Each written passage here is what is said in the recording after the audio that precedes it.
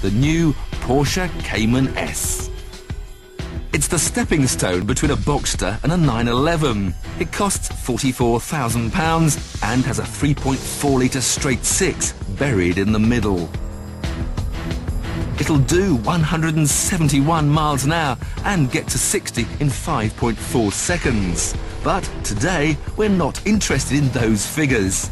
Today is all about the simple pleasure of driving and trying to tame the Nürburgring of the Peak District. So, past the stone donut that marks the start of our cat and fiddle run. And I think the first thing I'm going to do is to put the rear wing up manually, because it doesn't actually come up automatically until you reach 75 miles an hour. We're not going that quick today.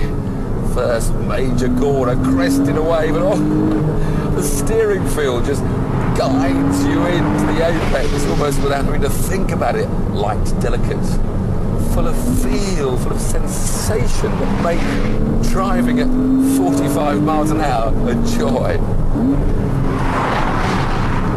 And then there's the seats. I know we often talk about racing seats, hip-hugging, that hold us in well, but I think the thing I can feel with these is that you're attached to them for a lot more of your body, and so there's more of your body being told just what the car's doing underneath you, which again heightens that driving experience.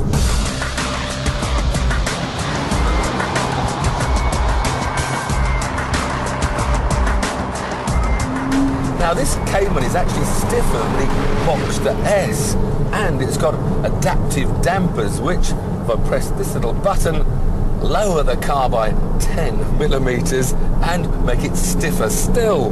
But I can't tell any difference.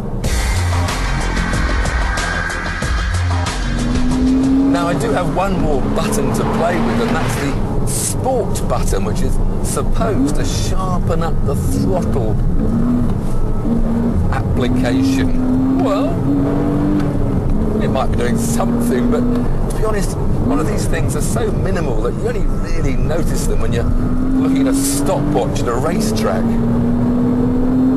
So I've now got stiff suspension, sharpened throttle, the wing up, but I'm sure if I switched all of those off, I'll be going just as quick.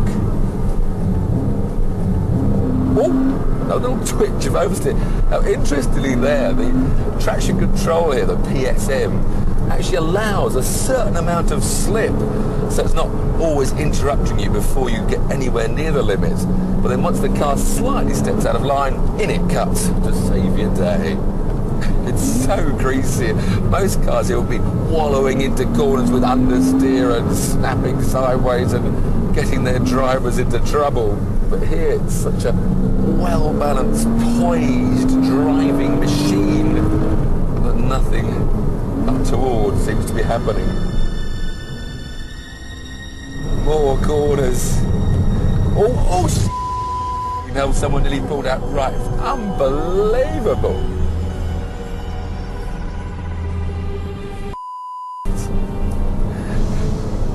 They were just coming out. If someone had come the other way, then I would have had no road to go on. Driving, even at totally legal speeds, it's still dangerous. But just to remind you about your mortality, a hearse just went the other way. Oh, concentrative.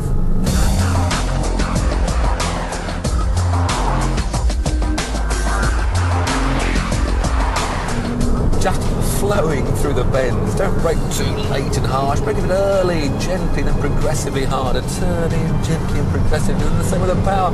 You don't throw the weight of the car from one wheel to the other. You don't abuse its grip.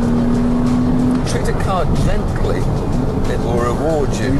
Just pick up a rhythm. You can do that, you can really enjoy roads like these. And there at the top of the hill is our journey's end, the famous Cat and Fiddle pub.